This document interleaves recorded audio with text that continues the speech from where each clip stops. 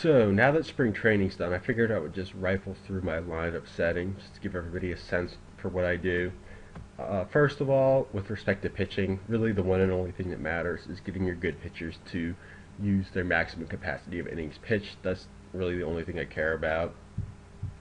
So I start off with a four-man rotation, and either Gonzalez or O'Neill, whoever's 100% will rotate in whenever these guys need a breather. But I like to skip my number five starter as often as possible to make maximum use of my bullpen. And you can see I have my two relief aces on setup A. And these guys are not your prototypical long relievers because they can only give an inning or maybe, an inning and change. But I don't really mind sticking them into the long relief role just because it'll ensure that they get used, and it's fine if they just only can give one inning when they come in the fourth or fifth. I just don't want to have stick them on setup B and have Glenn Mole get used in that situation, and these guys only get like 50 innings total on the year when they're capable of more. The other option it would be to stick Sardania on long A and these two guys on setup B. I might change that at some point in the season. I'm going to see how the inning distribution goes. But as long as everyone's getting used, especially these two guys, as much as they can, I'll be happy. And it's also pretty nice to have a bunch of innings eaters on long B's. So if I have a couple extra innings games, I'll still have some fresh guys to come out and eat innings and not be completely terrible. So that's pretty rad. And you can see I'm not using a closer because closers are pointless. I mean, somebody decided arbitrarily that a save situation means something meaningful. It doesn't. If your team is winning by 3 runs in the ninth inning, you can stick any, halfway mediocre pitcher in there and still win 90% of the times. That's not even a high leverage situation. Even with a 1-run game in the ninth inning, there are higher leverage situations. If you have, runners on with 1 out in a tie game in the 7th inning, that's higher leverage than having a 1-run lead in the ninth inning. So the closer role, in short, is fucking retarded. I can see why real teams use it because, you want to have the alpha male of the bullpen and everyone subscribes to the definition of the save situation. So whatever, they can do that, but my players are computerized and have no emotions or feelings, so I'm not going to subject them to their, random biases that are wrong. So I don't want to limit anybody's innings. I don't want to limit them to save situations. I want my good pitchers pitching as much as possible. That's the one thing that matters.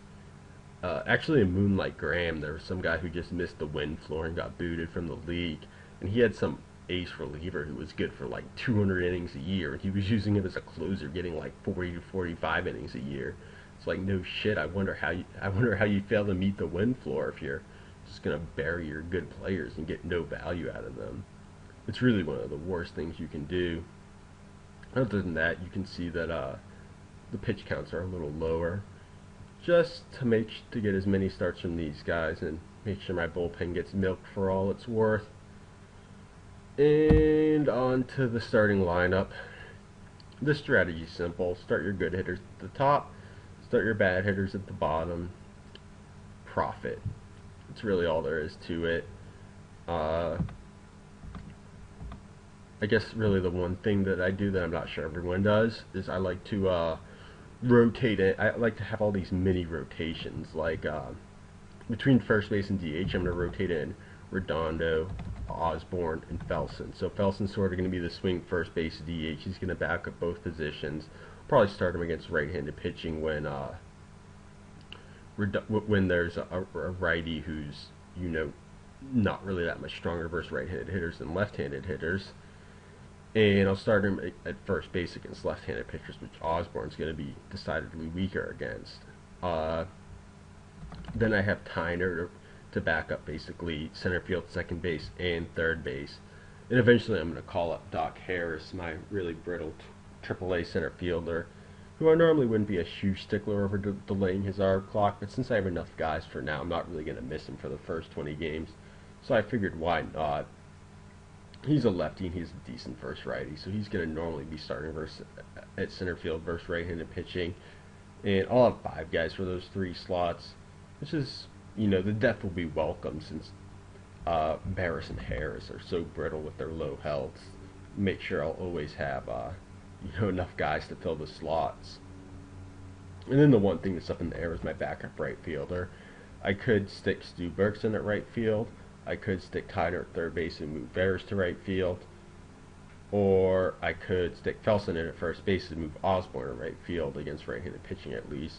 So I have my options. I'll just pretty much go with, whatever I'm in the mood for. None of them are really particularly stand out as a lot better than the other. So, on to my manager settings. Sacrifice bunt, this should be fine, just from none of my position players ever sacrifice, but my pitchers will sacrifice in interleague, which is what we want. Base stealing. One issue a lot of people make is, I don't know why, but you see teams who have like 120 stolen bases and 80 caught stealing, and it's like, why the fuck are you running so much? You're just running into a shitload of outs. And because I play in a hitter's park, and my base stealers are mostly range from mediocre to decent, I don't really want them running that much. And if they're, even if they're sparing attempts, if they're running into a lot of outs, I'll just turn off base stealing altogether. But for now, I think this won't really hurt us. I think, running rarely and just capitalizing on the poor defensive catchers, we'll be able to steal, a 70 to 75% clip, which is fine. And for what it's worth, base stealing is actually a lot more important. The worse your lineup is, or the fewer runs your lineup is projected to score. I would definitely, if I was playing at a pitcher's park like Seattle or San Diego, I'd probably target a lot of base stealers and, keep the settings, keep my guys running nice and frequently to help generate more runs that are suppressed by all the hitting. Since I'm in a hitter's park, which is, going to generate runs on its own, base stealing is not really all that important. Intentional walks, I don't really see the value in them. It's so rare that you find a situation where an intentional walk increases your win probability that I don't really trust the sim to use them ever at all. So I just turn them off and I don't have to worry about that. None of these really matter. I mean, my pitcher's going to get pinch hit for in interleague, but other than that, it's not really going to get used. I like using my defensive replacements aggressively, to work in my defensive-oriented bench players and rest my good hitters. And player rest I don't normally use, but I'll get into that right now. Pretend these two boxes don't exist, don't check them, they're just completely pointless. So, first player rest, I'm just subbing in Felson for Redondo. They're pretty much similar quality hitters. This is not a huge deal, but just getting Redondo that rest every now and then will make it a little bit easier than for me to constantly be fiddling with my lineup. And since Redondo only has, like a 70 durability, so it just makes life a little easier on me. So, defensive replacements, you can see I'm using these pretty aggressively. This is my Rule 5 catcher, and he's a bit of a defensive upgrade over Bautista. Mostly I just want to get him in to get some reps. I wouldn't be too gung-ho about getting just, a little defensive upgrade and taking Bautista's lineup out of the bat, but, just in case there's a point or two to develop here or there, I want to at least let him have a shot of getting it instead of just never seeing the field. Osborne's a no-brainer because he's a lot better than Felson when Felson starts against lefties. Snyder is going to give my starting second baseman a rest and an upgrade, and when he's starting, we're gonna have Arthur Brewer make himself useful as the defensive replacement at second base. Tyner's an elite defensive third baseman and will prevent Barris from tearing his ACL trying to catch a pop fly. And Burke's my Rule 5 third baseman. He will give Martin a nice rest and a mild defensive upgrade, and hopefully get an at bat here or two where he's hopefully not terrible.